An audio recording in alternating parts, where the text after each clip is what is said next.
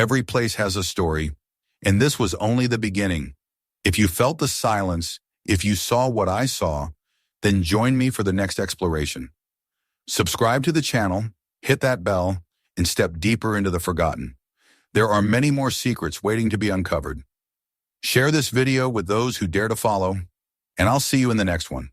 The air in Vermont was sharper than Ethan Holloway remembered. After years spent chasing light and texture across distant states, the familiar chill of the northern wind carried with it something that felt almost like honesty. It came down the hills, bending the grass and whispering across the lake, as if to remind him that time had passed, that he was no longer the restless boy who used to watch first storms roll over Lake Champlain. The town of Marin's Crossing had hardly changed, though. The same clock tower above Main Street, the same handful of whitewashed houses leaning toward the road, their porches sagging from decades of snow and silence. Ethan had come home with the simplest of intentions. After a long, unspectacular career documenting forgotten places, barns, schools, factories, churches, all of them captured at the edge of disappearance. He wanted to be still for a while. The road had begun to feel like a ghost itself, endless without destination. When the Marin Historical Society wrote asking whether he might contribute a photographic study of early 20th century architecture around the county, he agreed before finishing the letter. It sounded like a good way to make peace with stillness, to observe without fleeing again. He rented a small cottage not far from the water and spent the first days cataloging old houses on county maps, tracing routes through back roads he hadn't driven since his youth. One evening, while sorting through a stack of municipal records in the town library, he came across the name of a property he didn't recognize, the Craven House, listed in 1907 as belonging to one Elizabeth Craven. Someone, perhaps a librarian long retired, had written in the margin, "Never completed, later tragedy." The note might have gone unnoticed had it not been for a folded pamphlet tucked between the pages, brittle and yellowed, announcing, "Craven Hill Lakeside Retreat, a home for newlyweds and summer guests." The date was 1911. The ink had bled slightly from age, but the words were still legible, filled with optimism, with that early century belief that beauty itself could heal people. Beneath the printed name, Elizabeth Craven, proprietor, someone had drawn a faint line in pencil and scrawled one word, "Dead." Ethan looked up, half expecting to find someone standing behind him. But the library was empty except for the old woman at the front desk, turning pages of a newspaper without looking up. When he asked her about the property, she hesitated a little too long before answering. "Craven House?" she said at last, her voice low. "Oh, that's still out there, up on the ridge near the North Shore. Folks don't go that way much. Road's half gone. Always was a strange story." She couldn't or wouldn't say more, only that it had been closed since before her mother's time, and that people sometimes claimed to see lights in its windows during storms. Ethan smiled politely, the way one humors superstition, but the librarian only pressed her lips together and looked away. That night he couldn't sleep. The idea of the abandoned house worked its way into his mind like a grain of sand under skin. He had photographed dozens of forgotten buildings, but something about this one was different. It was as though the past itself was whispering from those old walls, asking to be seen one last time. In the morning, he loaded his camera gear into the car, filled a thermos with coffee, and drove north. The road to Craven Hill was narrower than he expected, winding between pines that grew denser the farther he went. The sunlight flickered through them in rhythmic patterns, strobing across the windshield, and for a while he drove in a trance. The asphalt gave way to gravel, and then to dirt, the tires crunching over frost-crusted leaves. His map, folded across the passenger seat, told him the house would stand at the end of a long drive overlooking the lake. But there was no drive, only a barely visible path where grass had reclaimed the gravel. As he turned onto it, the world seemed to grow quieter. The rustling of the trees diminished. Even the engine's sound felt muffled. He thought for a moment that he'd taken a wrong turn until he saw it, half hidden by overgrowth. The mansion rose from the slope like a relic carved from fog. Craven House was larger than any rural home had a right to be. 3 stories of pale stone and weathered brick, its facade streaked by rain, its windows dark and reflective. A once grand portico jutted forward, The pillars split by time. Vines climbed to the roofline, where a wrought iron weather vane leaned drunkenly against the sky. Ethan parked beneath what might once have been an elm-lined drive, now little more than a thicket of twisted branches. For a while he sat in the car, camera case on the seat beside him, watching the stillness.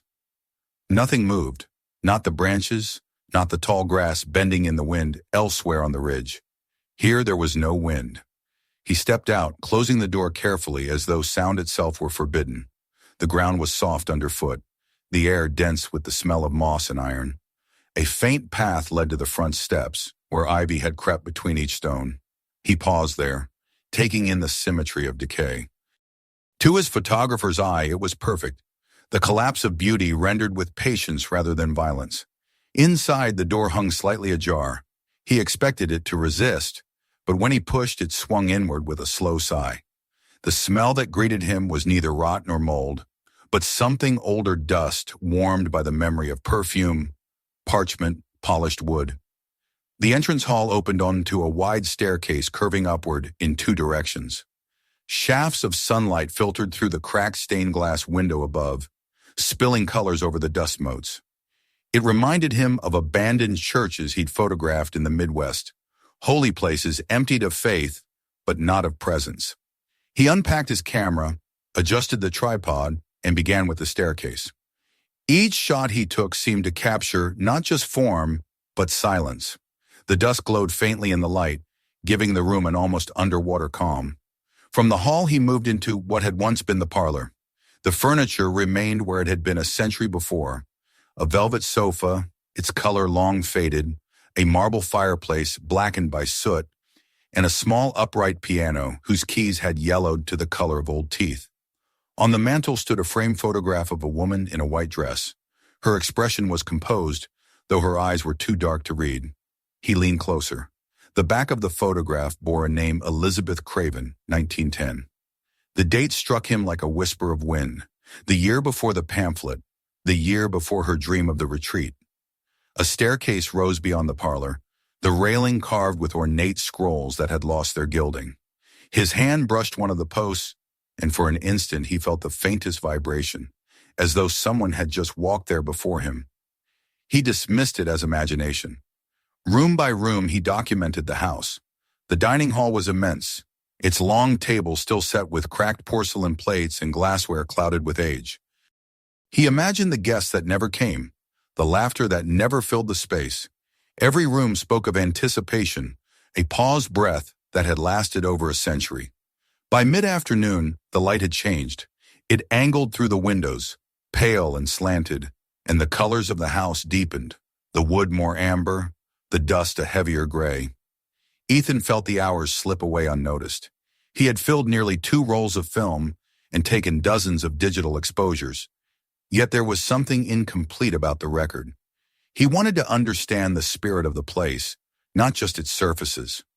In one of the smaller sitting rooms, he found a writing desk against the wall. Its drawers were swollen shut with humidity, but when he pulled gently, one opened. Inside lay a small stack of stationery embossed with gold letters, Craven Hill Retreat. Beneath it, a letter half-written in faded ink. Only a few lines were legible. I fear the house is too large for one woman. The silence has begun to echo in my thoughts. The rest dissolved into smudges. He set the letter down carefully, the paper fragile as skin, and stepped back. The feeling of being observed had returned, not hostile, but curious, as if the house itself were aware of his presence. By the time he returned to the main hall, the air had cooled. He noticed it only when his breath misted faintly in the beam of his flashlight. Perhaps the sun had dipped behind the hill, or perhaps the house held its own weather. He took one last photograph of the staircase, adjusting for the dim light. The exposure stretched long enough for the dust to shift in the air, streaking faint trails of motion across the frame. He imagined that on the developed film, those streaks might look like movement, like something unseen passing between floors. Packing his equipment, Ethan stepped outside again. The first stars had begun to appear over the lake, faint and trembling. He stood for a long while on the steps, feeling the temperature difference cooler inside than out, as though the house exhaled frost into the night. The drive back was quiet. The car's headlights tunneled through the darkness, and the forest closed behind him as if nothing had been disturbed. When he reached town, the streets were empty, the shop fronts dark. He let himself into the cottage, laid his camera on the table, and poured a drink. Sleep did not come easily. When he closed his eyes, he saw again the colors of the stained glass scattered over dust, the curve of the staircase, the photograph of the woman in white. Somewhere in the darkness between waking and dreaming, he thought he heard the faint roll of a marble across wood. He told himself it was the settling of the house, a sound he'd carried in memory, not reality. Still, when morning came, he rose early, loaded new film, and planned his return to Craven Hill. The first visit had been an introduction. The next, he told himself, would be for truth. And as he drove toward the ridge again, with sunlight cutting through the mist and the map folded on the seat beside him, the silence of the previous day began to feel less like emptiness and more like invitation. Morning came veiled in a thin sheet of mist that clung to the lake and the narrow road leading north.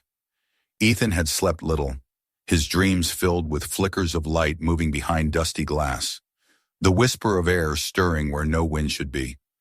He told himself it was only the echo of concentration, the after-image of work, not anything more. But the house would not leave him. It hovered at the edge of his consciousness like a phrase he could not stop repeating. When the first sun touched the ridge, he packed his camera once again and drove toward Craven Hill. The drive seemed shorter this time, as though distance had folded. The trees along the road were still, heavy with dew, and the silence deepened with every mile.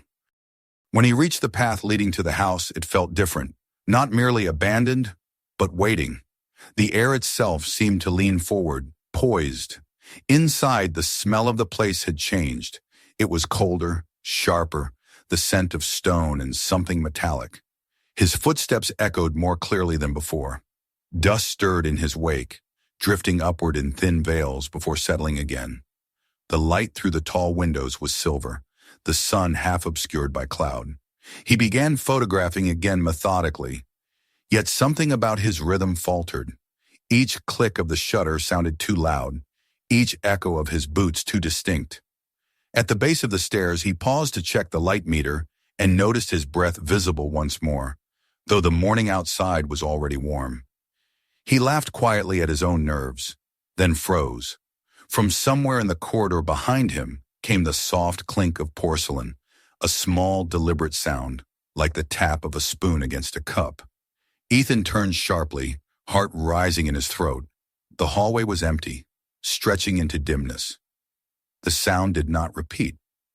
He told himself it might have been the settling of a shelf, the shift of old dishes under their own weight.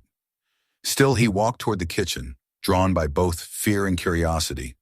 The kitchen was larger than he had remembered, a long room with tiled walls, a deep farmhouse sink, and a row of cabinets whose doors hung askew. On one of the counters stood a set of china cups arranged neatly in a line, each coated in a thin layer of dust except one. That cup was clean. He stared at it for a long moment, unsure whether the difference was real or a trick of light. When he reached out to touch it, it was colder than anything else in the room. He withdrew his hand quickly, wiped his palm against his jeans, and steadied himself with a breath. There was a reasonable explanation for everything, he reminded himself.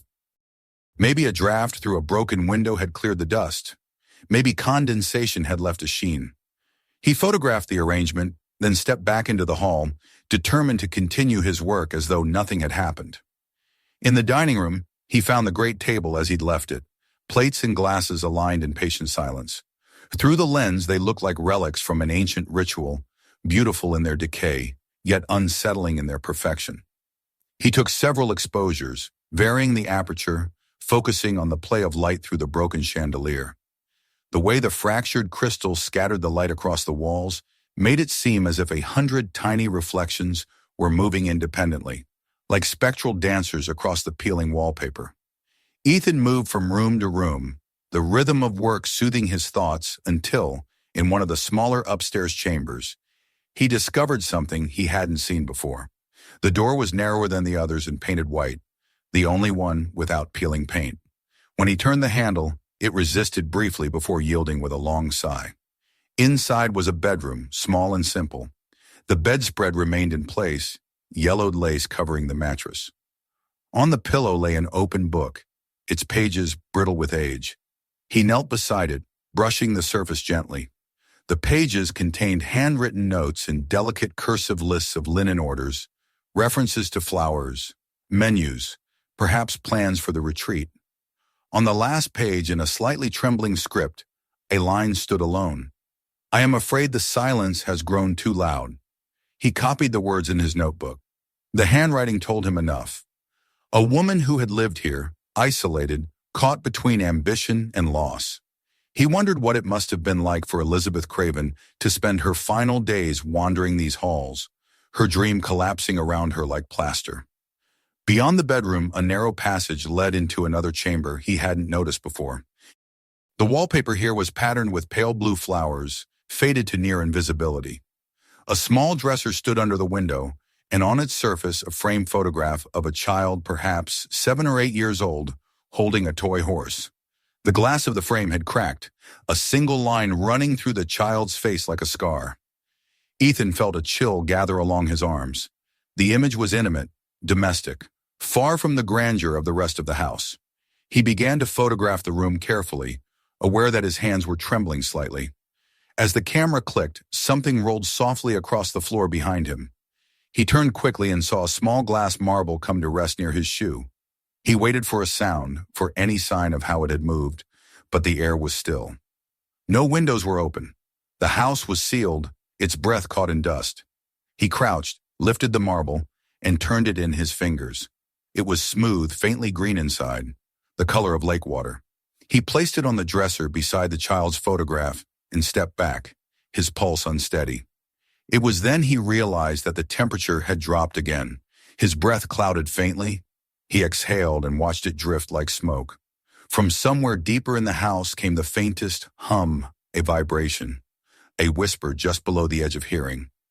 It could have been the wind, but the sound was rhythmic, pulsing like a heartbeat.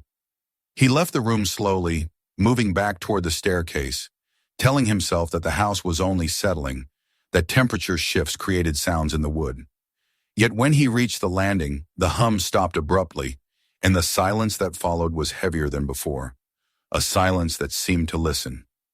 The afternoon wore on, light draining from the windows, shadows lengthening along the floor. In one of the upper corridors, Ethan noticed another door half hidden behind a curtain. It led to a small office, perhaps a study. The air here was thicker, the smell of old paper stronger. He could almost taste the dust. A desk stood in the center of the room, scattered with envelopes and ledgers.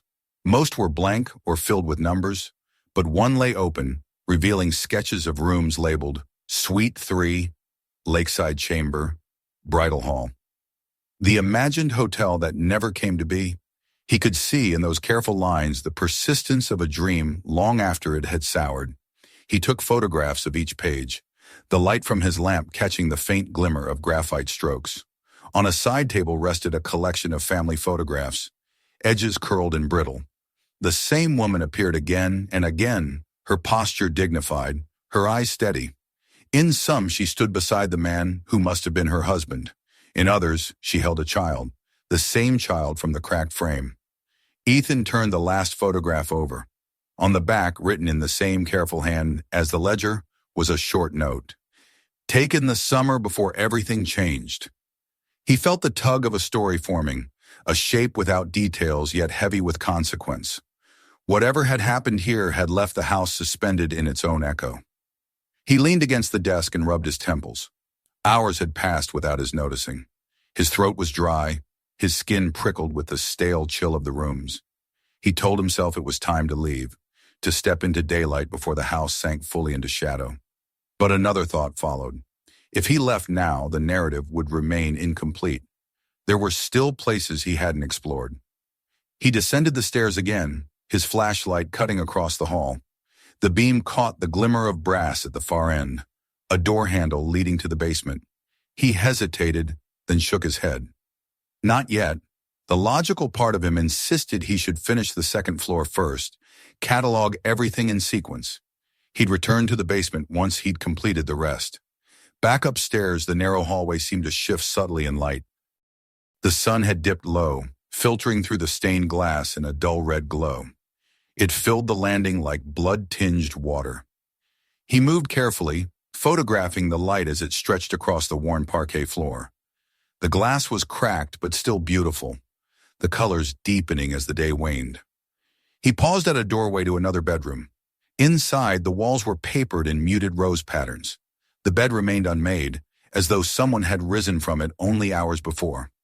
On the vanity, he noticed a perfume bottle still half full, a faint scent rising when he touched the stopper. A floral trace, nearly gone, but unmistakably human. Something about the intimacy of that scent undid him more than any sound or shadow could have. It was a direct connection to life, to someone's hand on the same bottle, perhaps just before her death. He stood there, the bottle in hand, and felt the air turn colder around him. Setting it back, he caught sight of himself in the cracked mirror, his face pale, eyes wide, dust clinging to his hair. Behind him in the reflection, the door moved slightly on its hinge. A draft, he thought instantly, forcing himself not to turn. But his reflection shifted again, as though someone had brushed past the edge of the frame. When he finally turned, the door was still. Nothing moved. He closed his eyes for a moment, steadying his breathing. The silence had grown so deep that he could hear the slow rhythm of his own pulse in his ears. He walked back into the hallway, each step louder than it should have been. The house, he thought, had its own kind of gravity. The more time he spent inside, the harder it became to leave. He decided to finish the day's work with one last round of photographs documentation of the hallways, staircases, and architectural details for the historical record. By now, the light had nearly gone, leaving the house in twilight. Through the lens, each corridor looked endless, leading not into other rooms, but into time itself. When he reached the main landing again, he lowered the camera and listened. There was a faint dripping somewhere below, water or something like it, and beneath that, an almost imperceptible vibration, the same heartbeat-like rhythm he had heard earlier. He thought of the basement door at the end of the hall and realized he would have to go there eventually. He packed his gear slowly, his movements deliberate, as though trying not to disturb the air around him.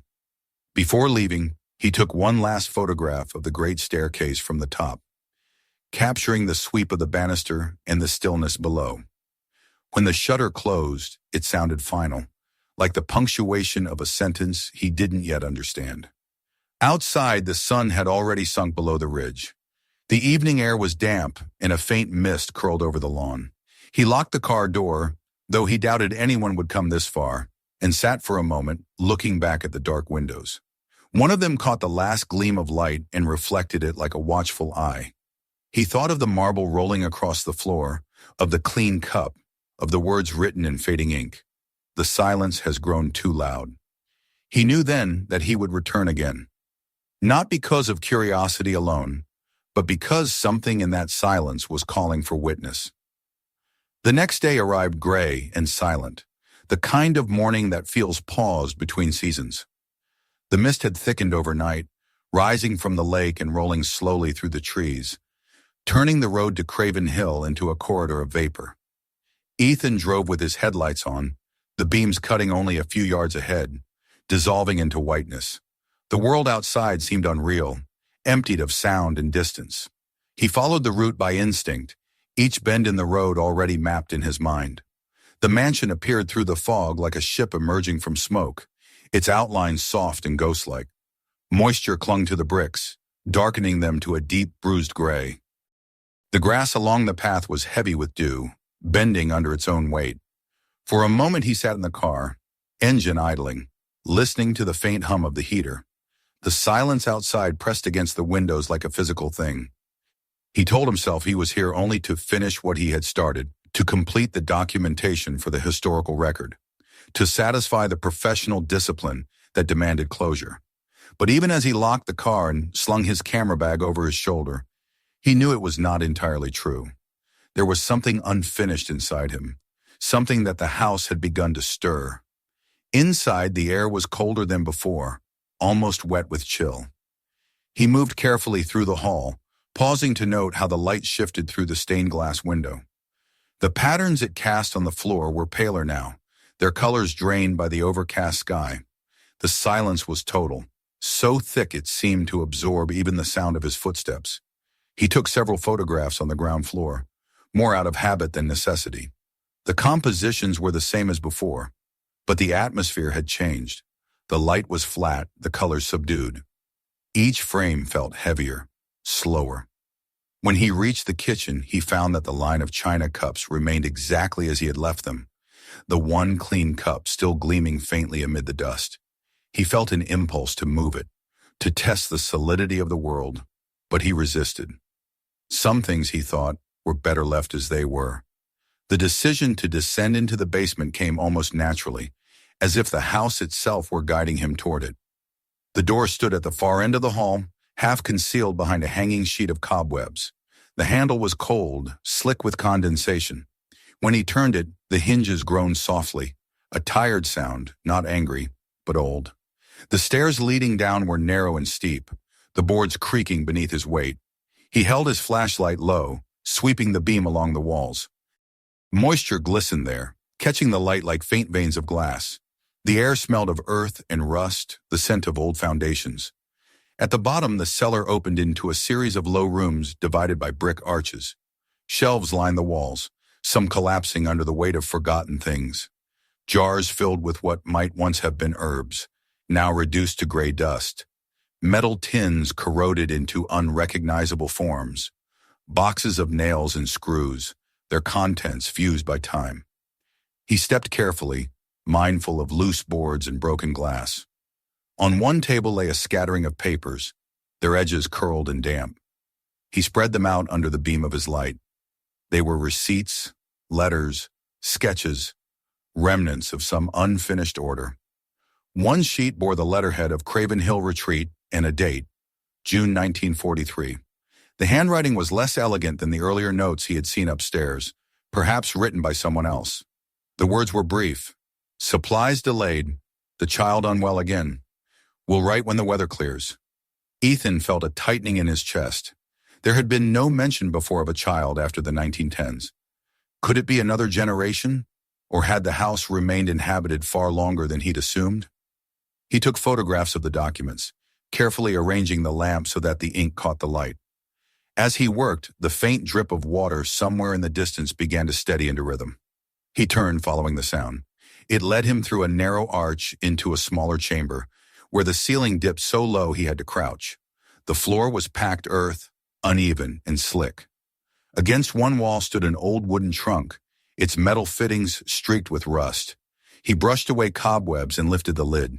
Inside were personal items, a child's toy horse carved from wood, its paint flaking away, a pair of small shoes, a faded ribbon, and beneath them, a leather-bound book swollen with damp. He opened it gingerly. The first pages were blank, but farther in, faint lines of ink began to appear. Short entries, perhaps a journal. The handwriting was careful, almost painfully so. April 2nd, one entry began. He will not eat again. The doctor says it is nerves, but I see the sickness in his eyes. The house feels colder each day. The next page was stained, the ink blurred by water. April 9th, he sleeps fitfully. Last night he called for me from the hall, though his bed was beside mine. I cannot explain it. I hear footsteps when I am alone. Ethan read in silence, the damp air clinging to his skin. The final entry, written shakily, read, April 12th. The stillness presses against me. I can no longer tell whether it is the house or my own mind. He closed the book, heart pounding. The idea of the house itself as a living thing no longer felt entirely metaphorical. There was a weight in the air that seemed to respond to his thoughts, a rhythm to the silence that matched the pulse in his ears. The dripping had stopped. In its place came another sound, a soft movement, like fabric brushing wood. He swung the flashlight toward it, but the beam illuminated only dust swirling in the air. He waited motionless until the sound faded into nothing. Moving back toward the main cellar, he noticed for the first time a door set into the far wall, smaller than the rest, made of metal rather than wood. Its hinges were rusted, the handle barely intact. He hesitated, then pressed it open. The air that escaped was colder still, carrying the faint scent of old paint and metal. Inside, the space was little more than a narrow storage alcove. The beam of his flashlight revealed tools, hammers, wrenches, a lantern, a broken mirror leaning against the wall. The mirror caught the light and sent it back at him in a distorted gleam. The glass was mottled and warped, but as he stepped closer, his reflection seemed strangely off. His face pale, eyes hollow, the movement of his breathing delayed, like a poorly timed film reel. He lifted the light higher, and for a heartbeat he thought he saw another outline behind his own, a faint suggestion of a woman's shape, blurred by age and grime. Then the image shifted, and there was nothing but himself. He exhaled sharply, realizing he had been holding his breath. It was the dirt on the glass, the uneven reflection, nothing more. Yet as he turned away, a faint click sounded from the corner of the room, the unmistakable sound of a marble rolling and coming to rest against the wall. He crouched, scanning the floor, but the light found nothing. The air felt thick, suffocating. He stood quickly, his head nearly striking the low ceiling, and stepped back into the main chamber. The stillness there was absolute. Even his own movements felt muffled. He gathered the documents in the small journal, placing them carefully into a bag to examine later. When he straightened, the beam of his flashlight caught the edges of a painting leaning against the wall, a portrait turned face inward. He hesitated, then lifted it upright. The image that emerged was unmistakable. Elizabeth Craven, her expression calm but her eyes dark, painted in the muted tones of the early century. Yet something about the portrait felt unfinished.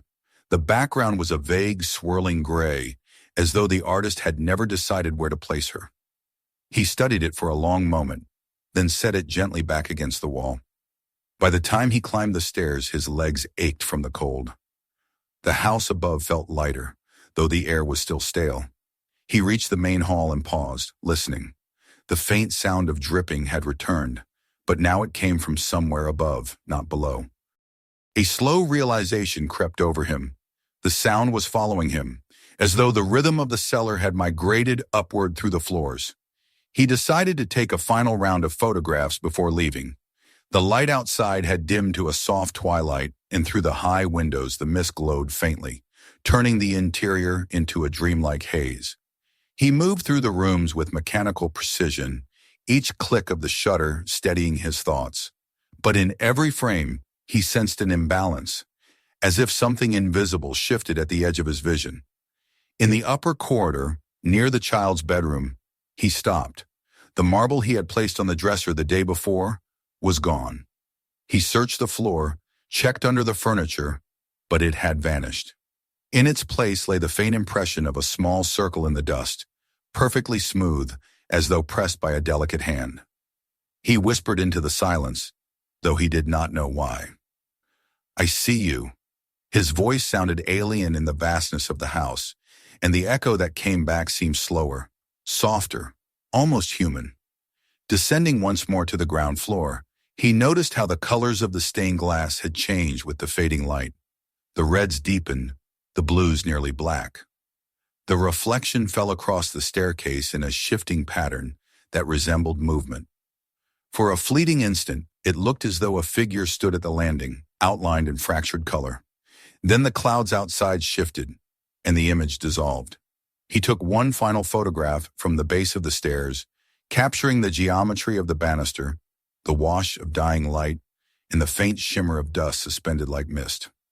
When the shutter closed, the sound felt irrevocable. Outside, darkness had settled over the ridge. The fog glowed faintly in the beam of his headlights, swirling like breath. He loaded his equipment into the car, glancing once more toward the windows. They were black now, unreadable. As he turned the key, the engine hesitated before catching, the sound startling in its abruptness. Driving down the hill, he felt the air around him grow warmer, the weight lifting slightly with each turn. Yet the rhythm of the house seemed to have followed him, the faint pulse of dripping water echoing in his ears, blending with the steady thrum of the engine. Back at his cottage, he unpacked the camera carefully, wiping condensation from the lens. The night outside was silent. He set up the development trays in the small dark room he had improvised from a storage room. The chemicals mixed, the red lamp glowed, and slowly the images began to emerge on the film. Most of them were as expected: interiors, objects, the careful play of light and decay. But on one frame, taken from the base of the staircase, something else appeared. Near the edge of the image, faint and almost translucent, was a shape.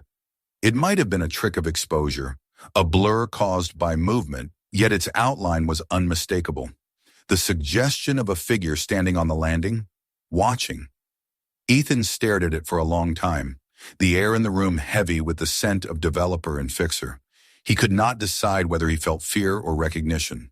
When the photograph dried, he clipped it to a line above his desk and turned off the light. The image hung there in the dark, gleaming faintly under the window's reflection. He left it unmarked, without caption or context. Some things he thought were not meant to be explained, only witnessed. He lay awake long into the night, listening to the soft creaks of the cottage. Each sound made him think of the mansion, the clean cup, the marble, the letters, the silence that had grown too loud.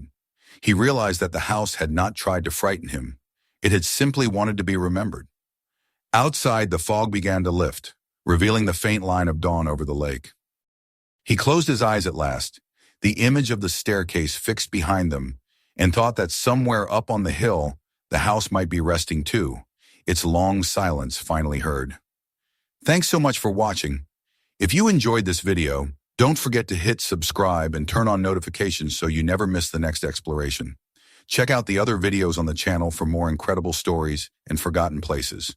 And if you like this one, share it with your friends to help the adventure grow. See you in the next video.